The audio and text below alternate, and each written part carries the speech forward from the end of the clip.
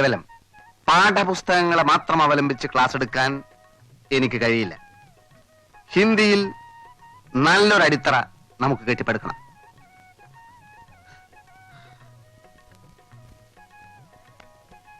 मैं तुमसे प्यार करता हूं. അർത്ഥം അറിയോ? അറിയാലോ. പറയൂ, കേൾക്കട്ടെ. ഞാൻ നിന്നെ ഇഷ്ടപ്പെടുന്നു. ഇഷ്ടപ്പെടണമെന്നല്ല, ഞാൻ നിന്നെ പ്രേമിക്കുന്നു. മനസ്സിലായോ? എന്താ പറഞ്ഞത്? പറയൂ. ഞാൻ നിന്നെ പ്രേമിക്കുന്നു. മുതിർന്നവരെ നിന്നെ എന്ന് വിളിക്കരുത്, നിങ്ങളെ എന്ന് പറയൂ. പറയൂ പറയൂ പറയൂ. ഞാൻ നിങ്ങളെ പ്രേമിക്കുന്നു. मैं तुमसे प्यार करती हूँ. ഞാൻ നിന്നെ സ്നേഹിക്കുന്നു, ആരാധിക്കുന്നു, സ്വന്തമാക്കാൻ ആഗ്രഹിക്കുന്നു. നീ വരില്ലേ? നീ വരില്ല. Class room. എന്താ മാസ്റ്റർ? വായിലും മൂക്കിലും പൊടി കയറില്ലേ? എപ്പോ നോക്കിയാലും ഒരു ചൂലിന്റെ ശല്യം. മീനു, ഈ ചൂലിനോട് കടന്നു പോകാൻ. എടോ, എന്താ പറഞ്ഞത്? മീനു എന്ത് പറഞ്ഞാലും ഞാൻ പോവില്ല. ഈ മുറി നല്ലോണം വൃത്തിയാക്കണമെന്ന് അമ്മ പറഞ്ഞത്. അമ്മ പറഞ്ഞാൽ ജീവൻ പറഞ്ഞു ഞാൻ. അമ്മയോട് ഞാൻ ചോദിക്കട്ടെ, ഓരോ ശല്യങ്ങള്.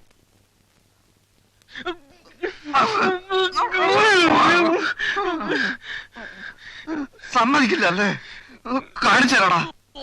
എനിക്കത് കാണണ്ട.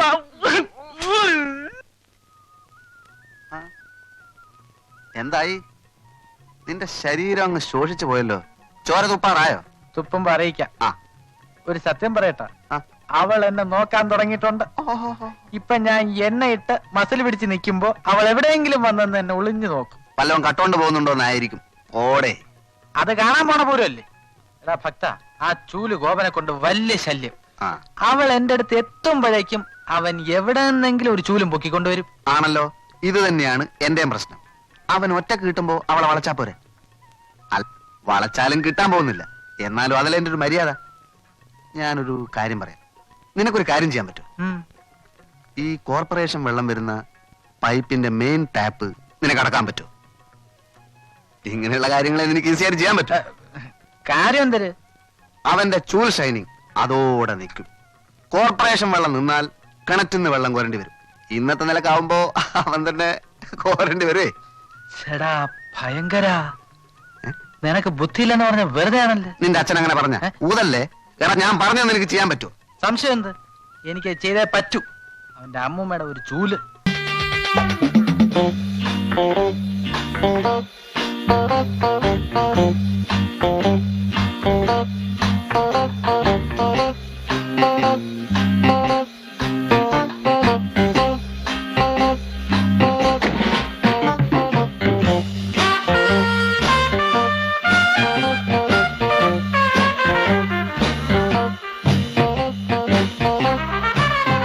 വരൂ സാർ. സാർ, ഇതാണ് വഴി. അകത്തേക്കുള്ള വഴി ഇതാണ്. സേഡികളുടെ വഴി ഏതാണെന്ന് സേഡികൾക്കറിയാം. യെസ്.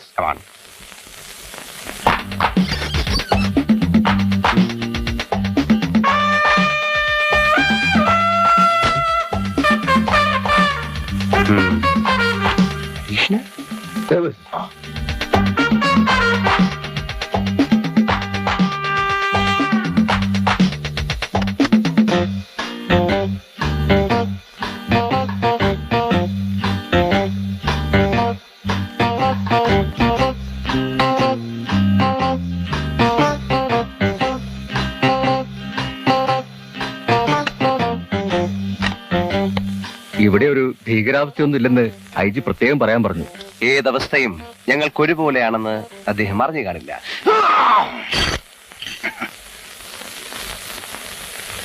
കള്ളക്കടത്തുകാർക്കെതിരെ നീങ്ങിയ പോലീസ് ഉദ്യോഗസ്ഥന്മാർ ഒന്നിനു പിറകെ മറ്റൊന്നായി കൊല്ലപ്പെടുന്നു എന്നുള്ള വാർത്ത കണ്ട് ഭയപ്പെടരുത് എന്നാണ് അദ്ദേഹം ഉദ്ദേശിച്ചത്. ഭയപ്പെടാനോ? ഞങ്ങളോ?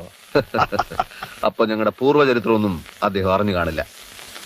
തമിഴ്നാട്ടിലെ അധോലോകം നടുങ്ങിയ വാർത്തയൊന്നും ഇവിടുത്തെ പത്രങ്ങളിൽ വന്നിട്ടില്ലേ? അതൊക്കെ വന്നിട്ടുണ്ട് സാർ. എന്നിട്ടാണോ ഞങ്ങളോട് ഭയപ്പെടരുത് എന്ന് അദ്ദേഹം പറയുന്നത്? ആരെ ഭയപ്പെടാൻ? മദുരാശിയിലെ അനന്തൻ നമ്പ്യാരേക്കാൾ വലിയ ഭീകരനൊന്നും ഈ നഗരത്തിലുണ്ടെന്ന് തോന്നുന്നില്ല. അഥവാ ഉണ്ടെങ്കിൽ തന്നെ ഞങ്ങൾ കാലുകുത്തിയ ഇന്ന് ഈ നിമിഷം തന്നെ അവന്മാർ നെട്ടോട്ടം ഓടി തുടങ്ങും. കള്ളക്കടത്തുകാരും കൊലപാതകികളും ഇനി അവന്മാരുടെ തല പുറത്ത് കാണിക്കില്ല. ഞങ്ങൾ എത്രമാത്രം തന്ത്രശാലികളും സൂത്രശാലികളുമാണെന്ന് നിങ്ങൾക്കറിയില്ലായിരിക്കാം, പക്ഷെ അവർക്കറിയാം. ഞങ്ങൾക്കും അറിയാം സർ. എങ്കിൽ ഇത്തരം ബാലിശമായ സംസാരം നിർത്തൂ ഇൻസ്പെക്ടർ.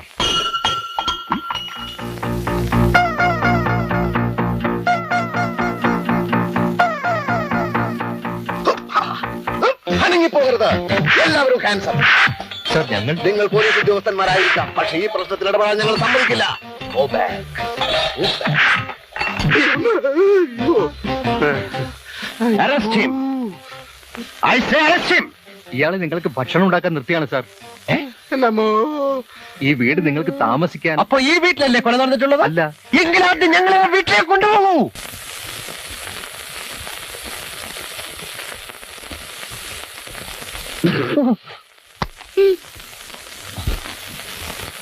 കൊല നടന്ന വീടായിരിക്കുമെന്ന് ഞങ്ങൾ വിചാരിച്ചു.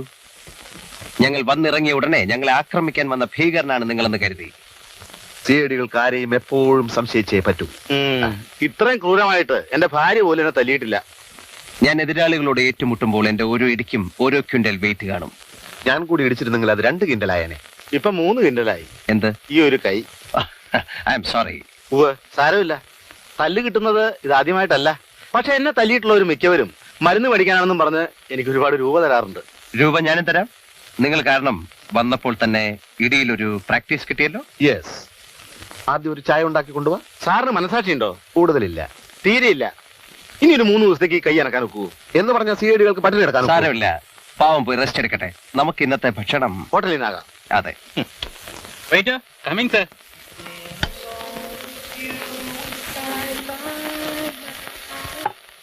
നല്ല കാച്ചാണല്ലോ. ഇന്ന് എന്തോ നല്ല വിശപ്പ്. അതൊരു പുതിയ സംഭവമല്ലല്ലോ.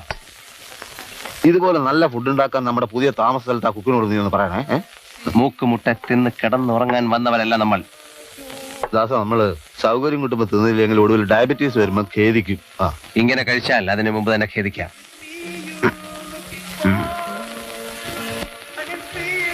വേറെ ഫ്രൈഡ് റൈസ് എത്തിയില്ലല്ലോ. ഉടനെ എത്തിക്കാം സർ. പെട്ടെന്ന് ആയിക്കോട്ടെ. ശരി.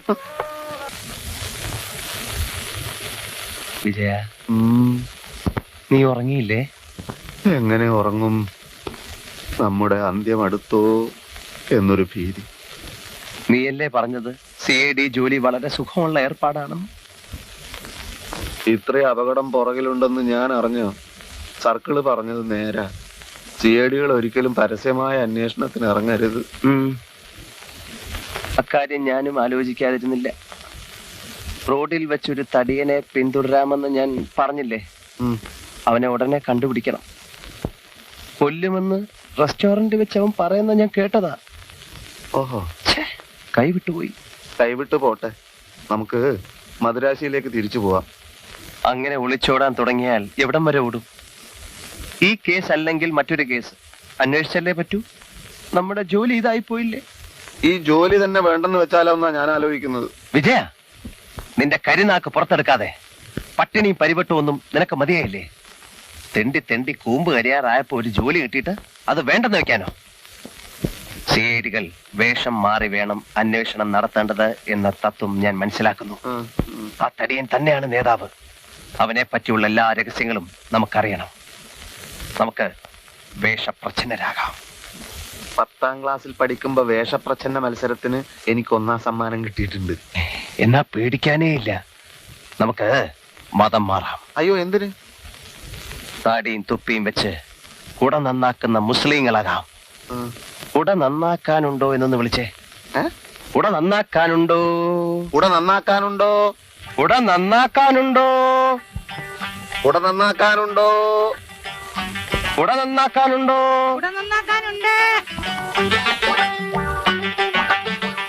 കുട നന്നാക്കാനുണ്ടോ?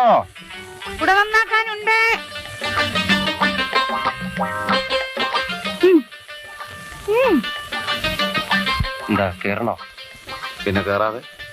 തടിയനില്ലാത്ത സ്ഥലമാണെങ്കിൽ വെറുതെ സമയം കളയലാവില്ലേ? നമുക്ക് തടിയനെ പറ്റി ആ തള്ളിയോട് വിശദമായൊന്ന് അന്വേഷിച്ച് നോക്കാലോ. കുട നന്നാക്കേണ്ടി വന്നാൽ നന്നാക്കന്നെ. നീ നന്നാക്കൂ.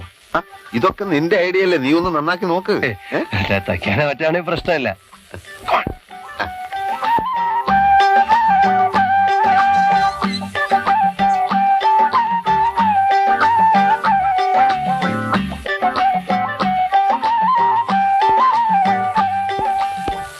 നന്നാക്കണ്ട, കൊടയും കിടക്കി. നാട്ടിലില്ലാത്ത കൂലിയൊന്നും ചോദിക്കരുത്. കൂലി പ്രശ്നമല്ല, നിങ്ങൾ കൊടയും കിടക്കി. കൊടുത്ത വക്കാണത്തിനൊന്നും വയ്യ പറഞ്ഞേക്കാം.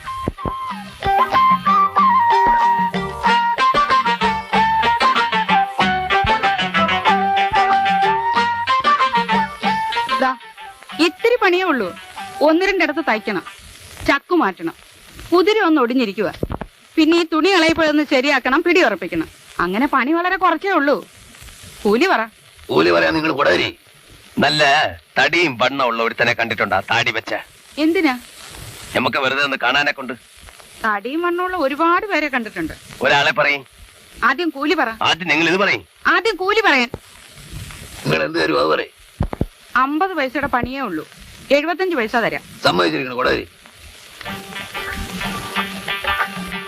മൊയ്തീനെ, ഇതങ്ങ് നന്നാക്കി കൊടുക്കി. സാധനെ നിങ്ങൾ നന്നാക്കിക്കൊള്ളി. നമ്മൾ സഹായിക്കാം മൊയ്തീനെ, നിങ്ങൾ നന്നാക്കി കൊടുക്കി. നിങ്ങൾ നന്നാക്കിക്കൊള്ളി. നമ്മൾ കോൺസ്റ്റബിളില്ല, നിങ്ങളല്ലേ ആഫീസർ, ഇതങ്ങ് നന്നാക്കി കൊടുക്കി. അതിപ്പോ നോക്കണ്ട, നിങ്ങൾ നന്നാക്കണോ? ഇതിന്റെ പിടി പോയല്ല. പിടി ഉറപ്പിക്കണം.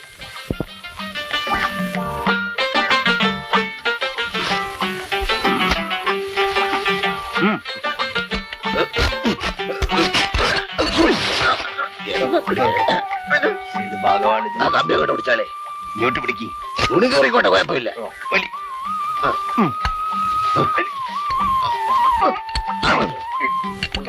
എന്തോന്നാ ഇത്? ഞങ്ങള് കൊട നന്നാക്കാൻ നടക്കുന്ന 2 മുസ്ലിം സഹോദരങ്ങളാണ്. അതുകൊണ്ട് നമ്മള് കൊട നന്നാക്കിക്കൊണ്ടിരിക്കുകയാണ്.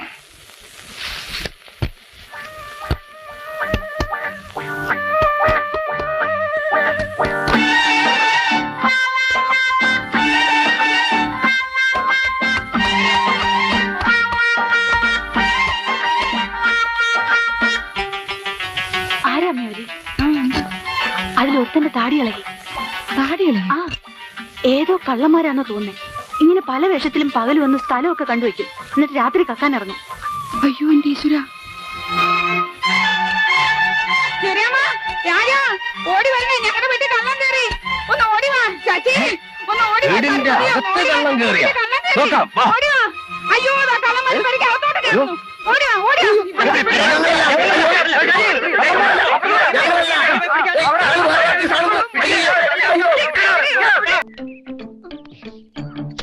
நம்ம எல்லாம் மனித ஜாதி. மனிதனுக்கு உதவி பண்றது மனித கடமை.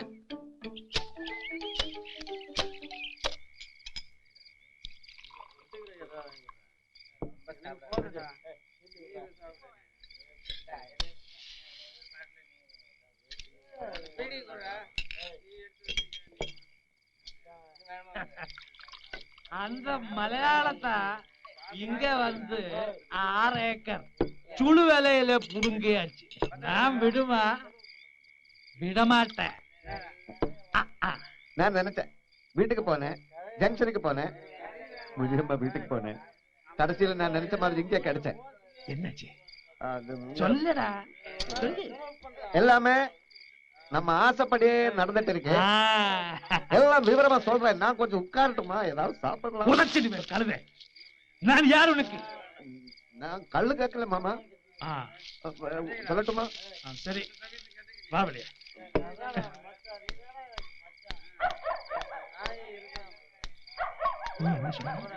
ஆசைப்படி என்ன?